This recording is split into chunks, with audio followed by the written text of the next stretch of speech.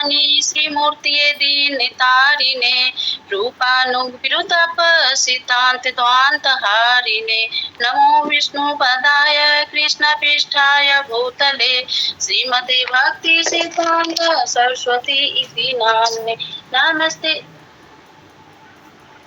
नमस्ते गौरवाणी प्रचारिणे निर्विशेष शून्यवादी पाश्चात्य देश तारिणे। प्रभु जी याद तो था लेकिन अभी पता ना अपने आप बिल्कुल भूल गई, क्षमा चाहती हूँ प्रभु जी। तो मंगलाचरण करके क्लास शुरू करूँ प्रभु जी। ओम नमो भगवते वासुदेवाय ओम नमो भगवते वासुदेवाय ओम नमो भगवते वासुदेवाय ओम अज्ञानतिमिरान्धस्य ज्ञानज्ञानशलाकया चक्षुरुन्मीलितं येन तस्मै श्रीगुरवे नमः। श्रीचैतन्यमनोभीष्टं स्थापितं येन भूतले स्वयं रूपं कदा मह्यं ददाति स्वप्नदान्तिकं वन्देऽहं श्रीगुरो श्रीपदकमलं श्रीपूर्णवैष्णवांश्च श्रीरूपं साग्रजातं सहगण रघुनाथान्वितं तं सजीवं सावधूतं सावधूतं परिजनसहितं कृष्ण चैतन्य देव श्री राधा कृष्ण पादान् सहगण ललिता श्री विशाखान्वितांश्च हे कृष्ण करुणा सिंधु दीनबन्धु जगत्पते गोपेश गोपिका कान्ते राधा कान्ते नमस्तुते तप्त कांचन गौरांगी राधे वृंदावनेश्वरी विश्वानुसुते देवी प्रणमामि हरिप्रिये वाञ्छाकल्पतरुभ्यश्च कृपा सिन्धुभ्येव च पतितानां पावनेभ्यो वैष्णवेभ्यो नमो नमः। जय श्री कृष्ण चैतन्य प्रभु नित्यानंद श्री अद्वैत गदाधर शिवासादि गौर भक्तवृंद हरे कृष्ण कृष्ण कृष्ण हरे हरे हरे राम राम राम हरे हरे। नमो विष्णुपदाय कृष्णपृष्ठाय भूतले श्रीमते भक्ति वेदांत स्वामिन् इति नाम्ने नमस्ते सरस्वती देवी गौरवाणी प्रचारिणे निर्विशेष शून्यवादी पाश्चात्य देश तारिणे।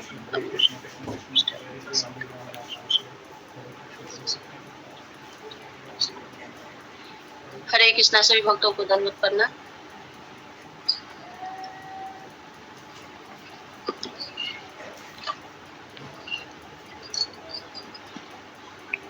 भगवत गीता यथारूप अध्याय 4 और अध्याय का नाम दिव्य ज्ञान, श्लोक का नंबर 37। तो दिव्य ज्ञान मतलब जो भगवान के बारे में जो ज्ञान हो उसे हम दिव्य ज्ञान कहते हैं।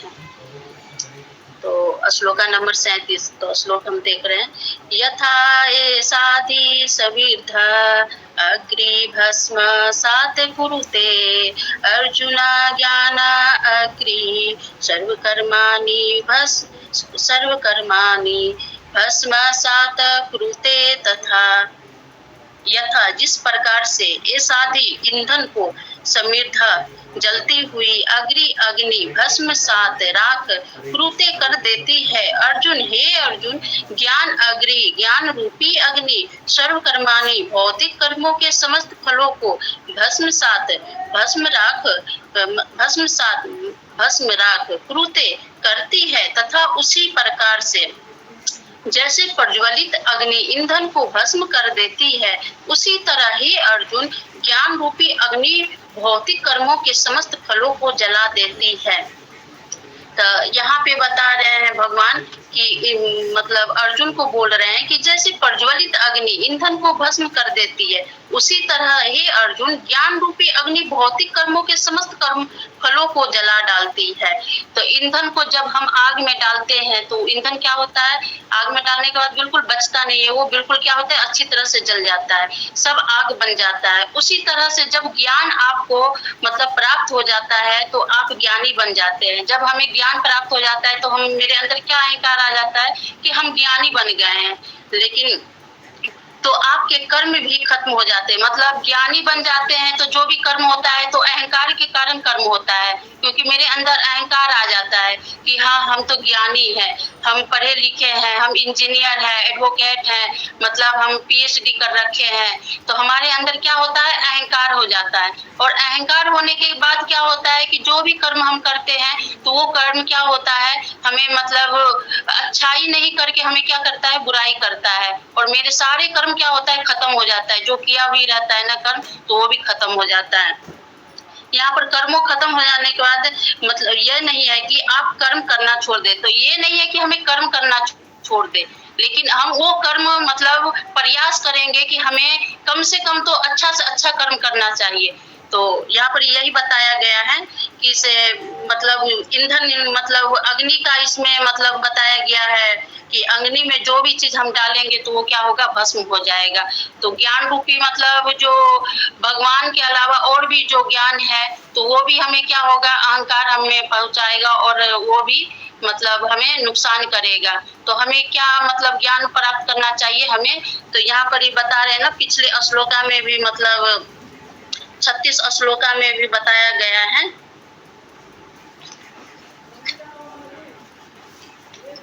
कि यदि तुम्हें समस्त पापियों में भी सर्वाधिक पापी समझा जाए तो भी तुम दिव्य ज्ञान रूपी नाव में स्थिर होकर दुख सागर को पार करने में समर्थ होगे। तो यहाँ क्या बता रहे हैं भगवान कि यदि तुम समस्त पापियों में भी पापी, मतलब पापी से बिल्कुल पापी भी हो, लेकिन उसके अंदर जब दिव्य ज्ञान आ जाएगा तो क्या होगा, वो हर दुख सागर से वो मतलब पार हो सकता है।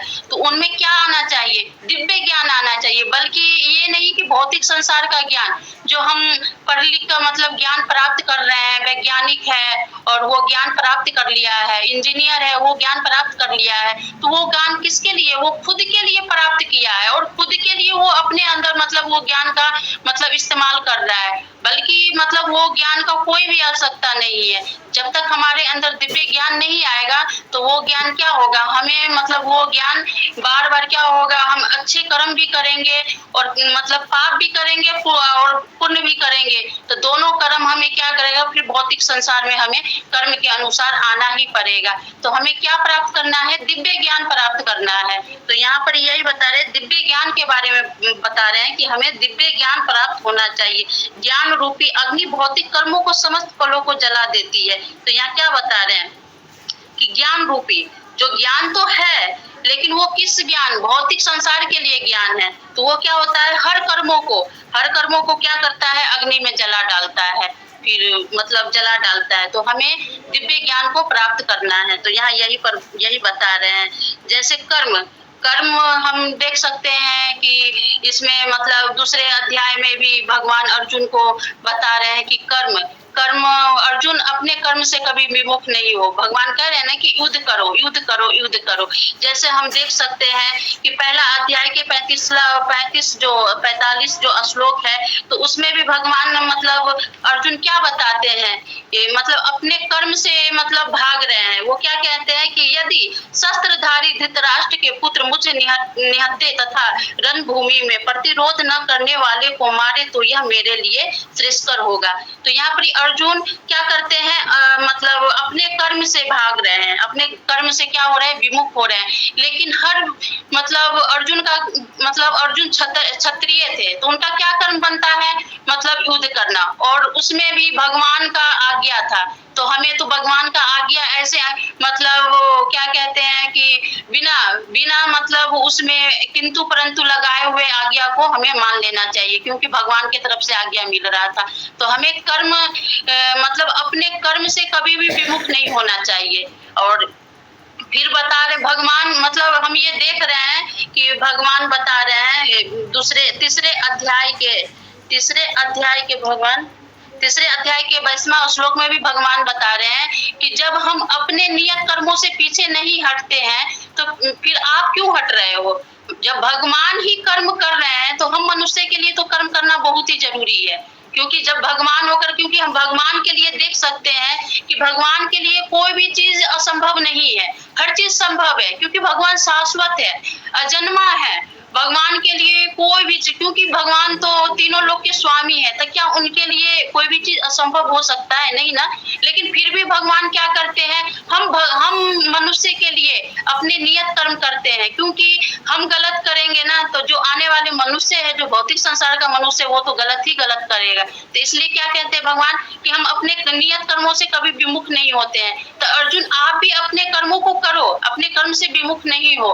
तो हम मनुष्य को चाहिए कि हमें कर्म ऐसा करना चाहिए, मतलब हम अपने कर्म, मतलब ऐसा कर्म, दिव्य ज्ञान कर्म, जो इस भौतिक संसार में मतलब हम कम कर्म कर रहे हैं, हम शाश्वत तो नहीं है, कर्म कर रहे हैं, लेकिन खुशी का, मतलब प्रसन्नता का याचना कर रहे हैं कि मतलब इच्छा कर रहे हैं कि हमें मतलब ये चीज से सुख मिलेगा, ये चीज से सुख मिलेगा। लेकिन सुख कैसे मिलेगा, ये तो शाश्वत है ही नहीं, क्योंकि ये दुखालय है, ये एक जेल के समान है। तो हम वहाँ हम क्यों, मतलब खुशी का याचना हम कर ही नहीं सकते हैं। हमें तो आनंद कहाँ मिलेगा, भगवान के पास ही आनंद मिलेगा। जब हमें इस चीज का पता लगेगा कि हम ये शरीर नहीं, आत्मा है, और भगवान कौन है और भगवान से क्या संबंध है, जब ही हमें आनंद प्राप्त होगा। कोई भी त्रुटि होगा तो प्रभु जी बोलना। हरे कृष्णा। तात्पर्य श्रील प्रभुपाद की जय। तात्पर्य, आत्मा तथा परमात्मा संबंधी पूर्ण ज्ञान तथा उनके संबंध की तुलना यहाँ अग्नि से की गई है। तो यहाँ पर ये बता रहे कि आत्मा तथा परमात्मा, आत्मा मतलब मैं और परमात्मा मतलब भगवान। तो यहाँ पर यही बताया गया है कि आत्मा मतलब मैं कौन हूँ और भगवान कौन है और भगवान से मेरा क्या संबंध है। तो यहाँ पर यही बताया गया है कि आत्मा तथा परमात्मा संबंधी पूर्ण ज्ञान तथा उनके संबंध की तुलना यहाँ अग्नि से की गई है। तो अग्नि से की गई है, मेरा और भगवान के संबंध को अग्नि से की गई है। तो यहाँ यही संबंध के बारे में बता रहे हैं। दिव्य ज्ञान के बारे में यहाँ बता रहे हैं कि आत्मा तथा परमात्मा संबंधी पूर्ण ज्ञान तथा उनके संबंध की तुलना मतलब अग्नि से की गई है। तो हमें मतलब दिव्य ज्ञान को प्राप्त करना है। भगवान के लिए क्या करना है, दिव्य ज्ञान का जब तक हम मतलब ज्ञान रूप ज्ञान तो है मेरे अंदर, लेकिन वो कौन सा ज्ञान है, वो ज्ञान से कुछ भी नहीं होना है, बल्कि विनाश ही होगा और विनाश होगा। और ये हम कर्म फलों में क्या रहेंगे, बंधे रहेंगे और ये मतलब 84 लाख योनिया में चक्कर काटते रहेंगे। तो हमें क्या करना है, दिव्य ज्ञान को प्राप्त करना है और भगवान के बारे में ज्ञान प्राप्त करना है कि भगवान कौन है और हम कौन है और भगवान से मेरा क्या संबंध है। जब भी हम ये मतलब ये कर्म फल से हम छूट पा सकते हैं। यह अग्नि न केवल समस्त पाप कर्मों के फलों को जलाती है, अपितु पुण्य कर्मों फलों को भी भस्मात करने वाली है। तो यहाँ क्या कह रहे हैं कि ये अग्नि न केवल समस्त पाप कर्मों के, मतलब पाप कर्म और पुण्य कर्म, क्योंकि हम पाप कर रहे हैं और पुण्य कर रहे हैं, तो हमें क्या होगा कि इस भौतिक संसार में हमें पाप पुण्य का फिर से भोगने के लिए हमें आना ही पड़ेगा। पहले तो पाप पुण्य को भोगेंगे, फिर जो हम पुण्य किए हैं उसको भोगेंगे और फिर ये भौतिक संसार में फिर हमें मतलब रहना पड़ेगा, कोई ना कोई योनिया में हमें काटना पड़ेगा। जैसे हम देख सकते हैं कि एक जंगल था, एक जंगल में आग लगा जाने से क्या होता है, सारा चीज भस्म हो जाता है और सारा चीज भस्म हो जाने के बाद वहां पर हम देखते हैं कि बारिश हो जाती है, तो वो जो जड़ लगी रहती है जंगल में, तो बारिश होने के बाद क्या होता है, फिर से वो पनक जाता है। तो उसी तरह से ये जो मेरे पाप कर्म है ना, तो वो जड़ के तरह है। जब हम अपने अच्छे पाप कर्मों मतलब अच्छे कर्म जब तक नहीं करेंगे ना, तो जब तक हम इस भौतिक संसार में हम आते रहेंगे और अपने कर्मों के अनुसार, पाप पुण्यों के अनुसार अपने मतलब हर योनिया में हम चक्कर काटते रहेंगे, कभी भी ये चीज से हमें छुटकारा नहीं मिलेगा। तो हमें यहाँ पर क्या प्राप्त करना, हमें तो यही प्राप्त करना होगा, इस मतलब कर्मों से बंधन के छूटने के लिए हमें ये जानना होगा कि मतलब दिव्य ज्ञान क्या है और हम कौन है और भगवान कौन है और भगवान से क्या संबंध है। जब भी हम इस मतलब भौतिक संसार के कर्मों से छूट सकते हैं और भगवान के धाम जा सकते हैं।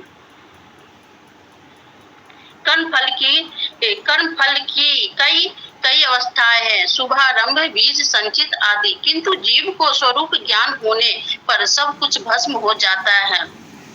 वह पूर्ववर्ती हो या परवर्ती हो। तो यहाँ पर बता रहे हैं कि कर्म का मतलब कई अवस्था है, मतलब कर्म का कई अवस्था है। इंसान भौतिक संसार में भी अपने कर्म के अनुसार कर्म करता है, और जो भक्त होता है तो वो भौतिक संसार में रहते हुए भी हम देखते हैं कि वो अपने इच्छा के लिए कर्म नहीं कर रहा है, वो किसकी इच्छा के लिए, भगवान की प्रसन्नता के लिए कर्म कर रहा है। वो कह रहा है कि जो भी करूंगा वो भगवान के लिए करूंगा।